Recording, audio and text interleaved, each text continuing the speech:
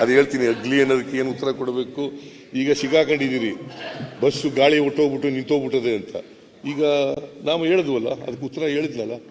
ಈಗ ಏನು ನೀವು ಕುಮಾರಸ್ವಾಮಿ ಅವ್ರನ್ನ ಸಪೋರ್ಟ್ ಮಾಡ್ತಾ ಇದ್ದೀರಾ ಏನು? ಪಾರ್ಟ್ನರ್ ಸರ್, ಈಗ ಪಾರ್ಟ್ನರ್ ನೀವು ನಮ್ಮ ಪಾರ್ಟ್ನರು ಸಿದ್ದರಾಮಿಕ್ಸ್. ನಾನು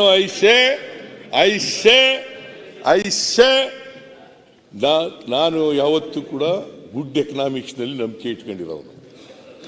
ನಾನು ಮಂಡಿಸೋದು ಗುಡ್ ಎಕನಾಮಿಕ್ಸ್ ಅಡಿನಲ್ಲಿ. ಹಿಂದೆ ಒಬ್ಬ ಸಂವತ್ಸರ ನನಗೆ ಲಂಕೇಶ್ ಪತ್ರಿಕೆಯಲ್ಲಿ ಕೂತ್ಕೊಳ್ಳಿ ಬಸರು, ಲಂಕೇಶ್ ಪತ್ರಿಕೆ ಹೌದಾ? ಆಯ್ತಪ್ಪ, ಆ ತರ ಎಕನಾಮಿಕ್ಸ್ ಆಯ್ತು. ನಾನು ಯಾವ್ದು ನಾನು ಯಾವತ್ತು ಎಕನಾಮಿಕ್ಸ್ ಆಯ್ತು ಮಾತಾಡ್ಲಿ. ಬಸವರಾಜ್ ನಾಮಿಕ್ಸ್ ಅಂತ ಇದೆಯಲ್ಲ, ಬಸವರಾಜ್ ನಾಮಿಕ್ಸ್ ಅಂತ ಇದೆಯಾ? ಕುಮಾರಸ್ವಾಮಿ ನಾಮಿಕ್ಸ್ ಅಂತ ಇದೆಯಾ ಸರ್? ಮುಖ್ಯಮಂತ್ರಿಗಳೇ ನನಗೆ ಕಾಂಪ್ಲಿಮೆಂಟ್. ಯಾರು ದುರ್ಬಲ ವರ್ಗದ ಜನ ಇದ್ದಾರೆ, ಶ್ರೀಮಂತರಿಂದ ತೆರಿಗೆ ಅವ್ರದನ್ನ ವಸೂಲು ಮಾಡಿ ಆ ಹಣವನ್ನ ಬಡವರಿಗೆ ಖರ್ಚು ಮಾಡೋದಿದೆಯಲ್ಲ, ಅವ್ರ ಆರ್ಥಿಕ ಸಾಮಾಜಿಕ ಶಕ್ತಿ ತುಂಬತಕ್ಕಂಥ ಕೆಲಸ ಇದೆಯಲ್ಲ, ಈ 5 ಗ್ಯಾರಂಟಿಗಳಿಂದ ಬಡವರಿಗೆ ಆರ್ಥಿಕ ಸಾಮಾಜಿಕ ಶಕ್ತಿ ತುಂಬತಕ್ಕಂಥ ಕೆಲಸವನ್ನು ಮಾಡಿದ್ದಾರೆ. ಇದು ಗುಡ್ ಎಕನಾಮಿಕ್ಸ್. ಇದು ಸ್ವಾಭಿಮಾನದ ಎಕನಾಮಿಕ್ಸ್. ಸ್ವಾಹ ಅಲ್ಲ, ಇದು ಗುಡ್ ಎಕನಾಮಿಕ್ಸ್. ಮನೆ ಅಧ್ಯಕ್ಷರೇ, ಇನ್ನೊಂದು ಹೇಳೋದು ಮರೆತುಬಿಟ್ಟೆ. ಕೇಂದ್ರ ಸರ್ಕಾರದವರು ಇವ್ರು ಬಂದ ಮೇಲೆ, ನರೇಂದ್ರ ಮೋದಿ ಅವರು ಪ್ರಧಾನಮಂತ್ರಿ ಆದಮೇಲೆ ಕಾರ್ಪೊರೇಟ್ ಬಾಡಿ ಟ್ಯಾಕ್ಸ್ ಎಷ್ಟು ಕಡಿಮೆ ಮಾಡಿದ್ರು ಗೊತ್ತಾ ನಿಮಗೆ? 30% ಇತ್ತು ಮನಮೋಹನ್ ಸಿಂಗ್ ಅವ್ರ ಕಾಲದಲ್ಲಿ. ಅದನ್ನ 22.5% ಇಳಿಸಿದ್ರು. ಯಾರು ಪರವಾಗಿದ್ದಾರೆ ಇವರು? 22. ಅದು ಹೇಳೋಣ, ಕೂತ್ಕೊಳ್ರಿ.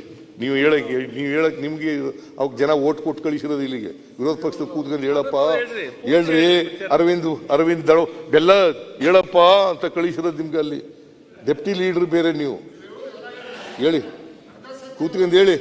ಮಾನ್ಯ ಅಧ್ಯಕ್ಷರೇ, ನಮ್ಮ ಎಕನಾಮಿಕ್ಸ್ ಏನಂಗೆ ಅಂದರೆ, ಶ್ರೀಮಂತರಿಂದ ತೆರಿಗೆ ವಸೂಲು ಮಾಡಿ, ಅದನ್ನು ಬಿಡಕ್ಕೆ ಹೋಗ್ಬೇಡಿ. ಶ್ರೀಮಂತರಿಗೆ ತೆರಿಗೆ ಹೆಚ್ಚು ಮಾಡಿ, ಅಂದರೆ ಕಾನೂನು ಪ್ರಕಾರವಾಗಿ ಮಾಡಿ, ಕಾನೂನು ರೀತಿ ಮಾಡಿ. ಆ ಬಂದ ಹಣನ ಬಡವರಿಗೆ ಖರ್ಚು ಮಾಡಿ. ಅದು economics. That is the economics. That is what we have done during our regime. 5 ಗ್ಯಾರಂಟಿಗಳ ಮೂಲಕ 36,000 ಕೋಟಿ ರೂಪಾಯಿ ಖರ್ಚು ಮಾಡಿ, ಮುಂದಿನ ವರ್ಷಕ್ಕೆ ಸುಮಾರು 52,000 ಕೋಟಿ ಈ ಬಜೆಟ್ನಲ್ಲಿ ಅಲೋಕೇಟ್ ಮಾಡಿದ್ದೀನಿ ನಾನು. 52,009 ಕೋಟಿ 52,009 ಕೋಟಿ ಅಲೋಕೇಟ್ ಮಾಡಿದ್ದೀನಿ. ಯಾರಿಗೋಸ್ಕರ? ಬಡವರು, ದಲಿತರು, ಹಿಂದುಳಿದವರು, ಅಲ್ಪಸಂಖ್ಯಾತರು. ಯಾವುದೇ ಧರ್ಮ ಜಾತಿ ಇಲ್ಲ.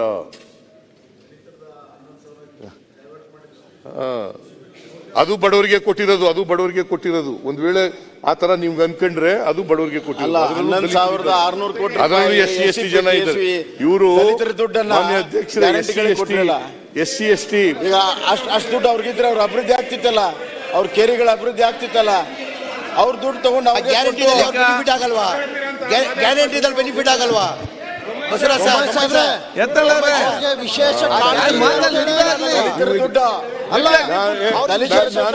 ಸುಮ್ಮನೆ ಒಂದು ಉದಾಹರಣೆ ಕೊಡ್ತೀನಿ ಮಾನ್ಯ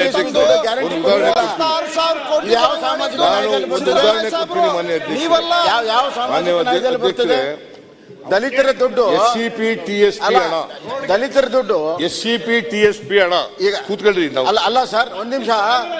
ಈಗ ನಾನು ಇವ್ರೇನ್ ಹೇಳ್ತಾರೆ, ಅದು ದಲಿತರಿಗೆ ಖರ್ಚು ಮಾಡಿದ್ದೇವೆ ಅಂತ ಹೇಳ್ತಾರೆ.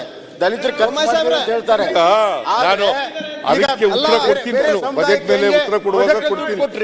ಈಗ SC/STಗೂ ಬಜೆಟ್ 17-18 ಬಜೆಟ್ ಮಂಡಿಸಿದಾಗ ನಾನು SCP TSP ಹಣ 30,000 ಕೋಟಿ ಇತ್ತು.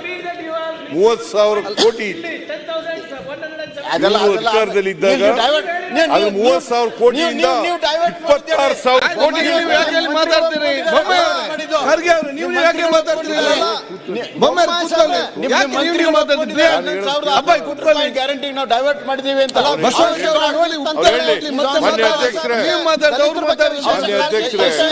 ಹಣ 8,000 ಕೋಟಿ ಮಾನ್ಯ ಅಧ್ಯಕ್ಷರೇ. ಇಟ್ಕೊಂಡು ಆಗ್ಬೇಕಂದ್ರೆ ಅವರೇ ಕಸ್ಕೊಂಡು ನೀವು ಗ್ಯಾರಂಟಿ ಕೊಟ್ರೆ ಬೇರೆ ಸಮುದಾಯಕ್ಕೆ ಹೆಂಗ್ ಬಜೆಟ್ ಅಲ್ಲಿ ಕೊಟ್ರೆ ಅವ್ರಿಗೂ ಕೊಡಿ 11,600 ಈಗ ಇಲ್ಲಿ ಮತ್ತೆ ಮಾತಾಡಿದ್ರೆ ಏನ್ ಬೇಕಾದ್ರೆ ಮತ್ತೆ ಮಾತಾಡಿ ಈಗ ಉತ್ತರ ಕೊಡ್ಲಿ ಖರ್ಚು ಮಾಡಿದ್ರೆ ಹೆಂಗೆ ಯಾರು ಕರ್ತಾ ಏನ್ ಮಾತು ಯಾರು ಕರ್ತಾ ಇಲ್ಲಿ ಬಜೆಟ್ ಅಬ್ಬಾಯ್ ಕೂತ್ಕೊಳ್ಳಿ ಅಬ್ಬಾಯ್ ಅವರಿಗೆ ವಿಶೇಷ ಅಬ್ಬಾಯ್ ಕೂತ್ಕೊಳ್ಳಿ. ಬಜೆಟ್ ಮೇಲೆ ಭಾಷಣ ಮಾಡುವಾಗ 32,000 ಕೋಟಿ ಏನೇನು ಹೇಳಬೇಕು ಬಜೆಟ್ ಅಬ್ಬಾಯ್ ಎಲ್ಲ ಮುಖ್ಯಮಂತ್ರಿ ಹೇಳಿ. ಮಾತಾಡ್ತಿದ್ದಾರೆ SCP TSP ಕಾನೂನು ಮುಖ್ಯಮಂತ್ರಿ ತಂದವ್ರೆ ನಾವು ಅಲ್ಲಿವರೆಗೆ ಮಾಡಿಲ್ಲ. ಇವತ್ತವರೆಗೆ ದೇಶದಲ್ಲಿ SCP TSP ಕಾನೂನು ತಂದಿದ್ದಾರಾ? ಬಹಳ ಮಾತಾಡ್ತಾರೆ ದಲಿತರ ಬಗ್ಗೆ, ಹಿಂದುಳಿದವರ ಬಗ್ಗೆ ಬಹಳ ಮಾತಾಡ್ತಾರಲ್ಲ. ಕೇಂದ್ರ ಸರ್ಕಾರದಲ್ಲಿ SCP TSP ಕಾನೂನು ಕರ್ನಾಟಕದಲ್ಲಿ ರೀತಿ ಮಾಡಿದಾರ? ನೀವು ಕಾನೂನು ತಂದು ಮಾಡಿಲ್ಲ. ಬ್ರೇಕ್ ಮಾಡಿ ನೋಡೋಣ. ಕಾನೂನು ತಂದು ಕಾನೂನನ್ನೇ I throw a challenge. I throw a challenge. If you are really committed to welfare of the scheduled tribe, backward classes, ಲೂಟಿ ಮಾಡಿದ್ದೀರಾ. Please bring it up. Act. ರಸ್ತೆಗಳು ಮಾಡಕ್ಕೆ ಕೊಟ್ಟಿರೋ ಹಣ ಅದು. Yes, bring it, ಅವ್ರ please bring it ಅಭಿವೃದ್ಧಿಗೆ up. ಕೊಟ್ಟಿರೋದು. ನೀವು At the ಅದನ್ನ center. ಓಟ್ಗೋಸ್ಕರ Please bring it ಕೊಟ್ಟಿದ್ದೀರಾ. up. ವೋಟ್ ಬ್ಯಾಂಕ್ ಸುಮ್ಮನೆ ಏನೋ ಹೇಳ್ತೀರಿ. ಮಾನ್ಯ ಅಧ್ಯಕ್ಷರೇ, ಪ್ರಿಯಾಂಕ್ ಮಾನ್ಯ ಅಧ್ಯಕ್ಷರೇ, ಪ್ರಿಯಾಂಕ್ ಆ ಒಂದು ಕಾಳಜಿ ಮಾನ್ಯ ತಮಗಿಲ್ಲ ತಮ್ಮ ಅಧ್ಯಕ್ಷರೇ, ಪಕ್ಷಕ್ಕ. ನಾನು ಕೊನೆ ಬಜೆಟ್ ಮಂಡಿಸಿದಾಗ ಲಾಸ್ಟ್ ರಿಜಿಮ್ನಲ್ಲಿ 17-18ರಲ್ಲಿ ಬಜೆಟ್ ಮಂಡಿಸಿದ್ದೆ. ಆ ಬಜೆಟ್ನಲ್ಲಿ SCP TSP 30,000 ಕೋಟಿ ಇತ್ತು. ಇವ್ರು ಬಂದು 26,000 ಕೋಟಿ ಮಾಡಿಬಿಟ್ರು. ಅದನ್ನ 26,000 ಕೋಟಿಗೆ ಮಾಡಿದ್ರು. ಆಮೇಲೆ ಕೋವಿಡ್ ನಿಂದ 23-24 ಬಜೆಟ್ ಮಂಡಿಸಿದಾಗ 30,000 ಕೋಟಿ ಮಾಡಿದ್ರು. ನಾನ್ ಬಜೆಟ್ ಮಂಡಿಸಿದಾಗ ಜುಲೈನಲ್ಲಿ 34,000 ಕೋಟಿ ಆಯ್ತು. ಈ ಸಾರಿ ಬಜೆಟ್ ನಲ್ಲಿ 39,000 ಕೋಟಿ. ಕೋವಿಡ್ ಆಗದಿದ್ರೆ 50,000 ಕೋಟಿ ಆಗ್ತಿತ್ತು. ಕೋವಿಡ್ ಬಂದಿದ್ರೆ ಕಮ್ಮಿ ಆಗಿದೆ. 39,000 ಕೋಟಿ. ಕಮ್ಮಿ ಆಗಿದೆ. ಆ ಸತ್ಯ ಹೇಳೋದಿಲ್ಲ. ವಾಟ್ ಮಾರೋ ಬರೀ ಅರ್ಧ ಮರ್ಧ. ಅವ್ರು ಹೇಳಿಕ್ಕೆ ಕೇಂದ್ರ ಸರ್ಕಾರದ ತರಲಿ ಅರ್ಧ ಸುಳ್ಳು. ಕೇಂದ್ರ ಸರ್ಕಾರದ ತರಲಿ ಅರ್ಧ ಸುಳ್ಳು SCP TSP ಆಕ್ಟ್ ಅನ್ನ SCP TSP ಆಕ್ಟ್ ಅನ್ನ ಕೇಸ್ ತರಲಿ. ಏನ್ರಿ ಮುನಿಯಪ್ಪ ಮಾಡಿಸಿ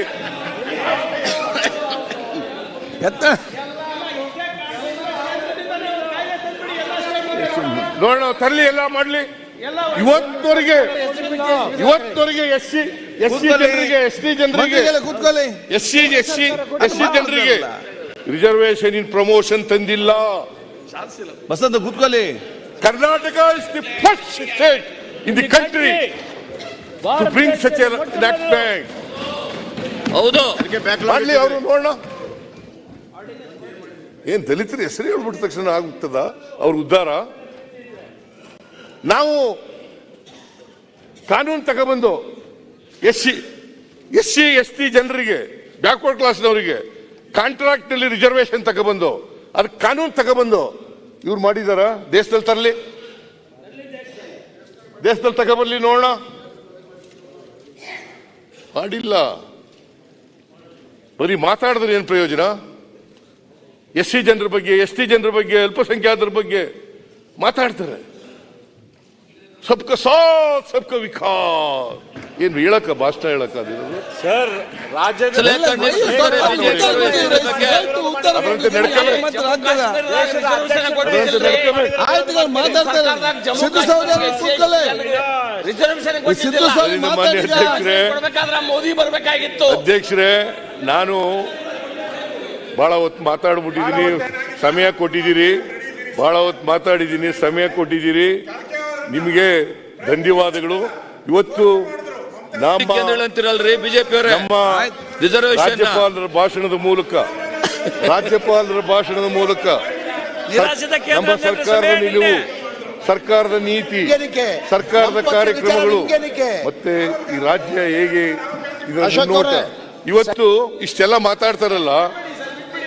ಬಸವಣ್ಣವರಿಗೆ ವಿಶ್ವಗುರು ಬಸವಣ್ಣ, ಮುಖ್ಯಮಂತ್ರಿ ಮಾತಾಡ್ತಿದ್ದಾರೆ. ವಿಶ್ವಗುರು ಬಸವಣ್ಣ ಸಾಂಸ್ಕೃತಿಕ ನಾಯಕ ಅಂತ ಮಾಡಿದವ್ರು ಯಾರು? ಮಿಸ್ಟರ್ ಯತ್ನಾಳ್, ನಾನಲ್ವಾ? ಮತ್ತೆ ಹೇಳಿ, ಚಪ್ಪಾಳೆ ತಟ್ರಿ. ಅಶೋಕ್ ಅವರೇ, ಯಾರು ಮಾಡಿದ್ರು? ಈಗ ಯಾರು ಮಾಡಕ್ ಆಗ್ಲಿಲ್ಲ, ಯಾರು ಮಾಡ್ಲಿಲ್ಲ. 3 ವರ್ಷದಲ್ಲಿ ನಾನ್ ಮಾಡಿದ್ದು. ಬಸ್ಸಿಗಳ ಪರವಾಗಿ ಕಾರ್ಯಕ್ರಮ ಕೊಡ್ಲಿಲ್ಲ ನೀವು. ವಿಶ್ವಗುರು ಬೊಮ್ಮಾಯಿ ಸಾಹೇಬ್ರೆ, ಪ್ರತಿಪಕ್ಷ ಕೂತ್ಕೊಳ್ಳಿ. ಯಾಕೆ ನೀವು ಮಾತಾಡ್ತೀರಿ?